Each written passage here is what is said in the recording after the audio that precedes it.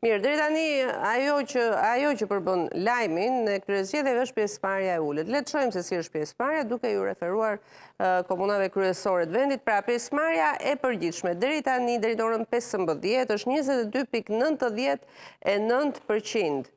Ecim mëtej, Lepo Saviqi është me 24.42%, Podujeva është me 24.32%, Mitrovica e Jugut është 23.31%, Zveçani 21.67%, 39.88% është Zubin Potoku. Pistogu është 19.28%, 20.75% është Skënderaj,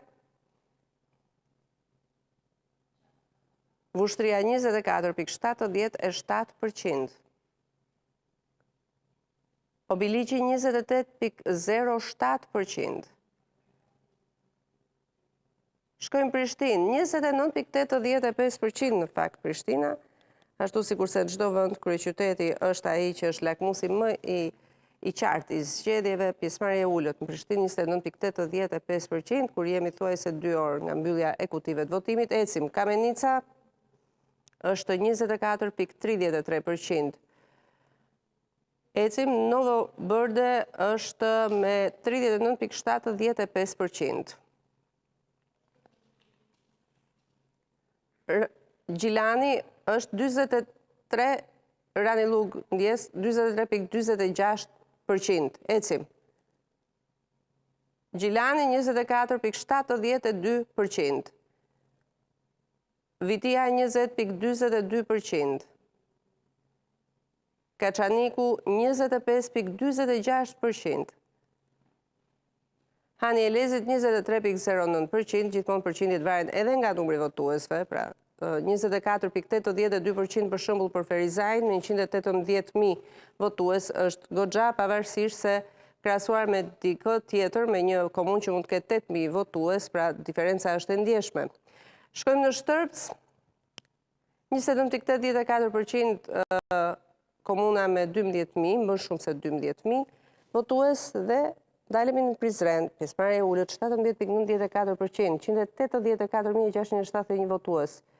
Në Prizren, vetëm 17.94% kanë votuar deri në mesin e zhvillimit të votimit. Ecim, Dragashi është me 12.67% pjesëmarrje deri në këto momente që flasim. Suareka 19.40%. Prahoveci 15.59%.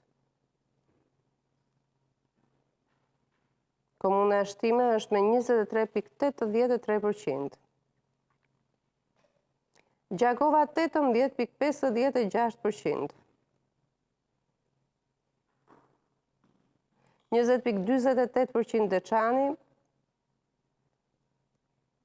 19.63% komuna e vogël e Junikut me 5.251 votues.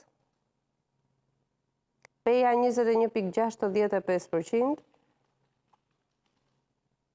Klin 15.99%. Malisheva 17.03%.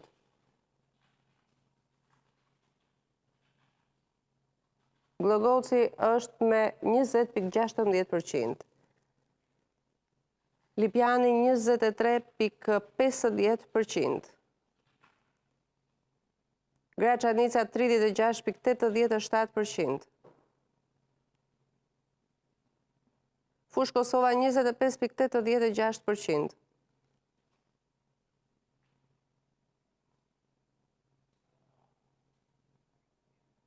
Pra, 24% ishte një komunë në veri të vendit, ju lutem, ndoshta komuna më ekstreme lartë, tjetra, pak më poshtë, po, 24% është Lepo Saviqi me 24.42%, kjo është komuna me pjesëmarrjen më të lartë deri tani, kështu që presim dhe shohim se si do të ecim më tej pjesëmarrja në votime. Por ajo që dihet është që 22.95% i shohim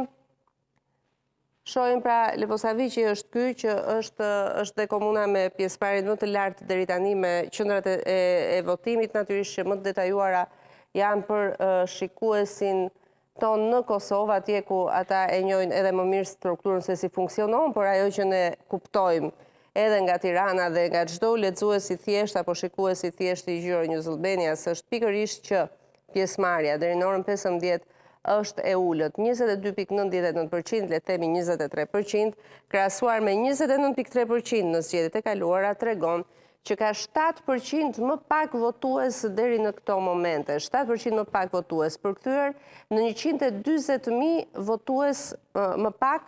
Kjo do të thotë që ka një tërheqje dhe ka një mpakje të votuesve, neglizhencë të votuesve, indiferencë të atyre që kanë të drejtën për të ushtruar votën.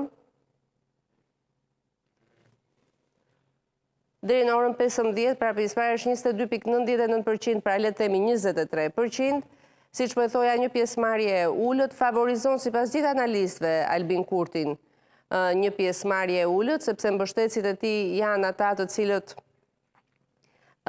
do ke ndalë për të votuar, megjithatë nuk mund të paragjykohet procesi votimit, jemi rreth 2 orë e 15 minuta larg mbylljes zyrtare të kutive të votimit. Në Kosovë nuk janë shënuar incidente, në asnjë edhe në komunat të cilat kanë pasur valenca etnike në zgjedhjet e kaluara nuk ka absolutisht asnjë incident të shënuar. Kosova po voton qetësisht, më e pakët në numër për sa i përket numrit të atyre që kanë të drejtën të ushtrojnë procesin e votimit, kanë të drejtën e zgjedhjes, ka një indiferencë, por duhet parë në mbylljet e kutive të votimit se kjo indiferencë këdo të ndëshkojë më shumë, cili do të jetë skenari që favorizohet nga indiferenca e qytetarëve të Kosovës në zgjedhjet e sotme. Kjo pritet për të parë në momentin që do të përpunohet dhe kutia e fundit e votimit për të kuptuar më pas dhe rezultatin e këtyre zgjedhjeve.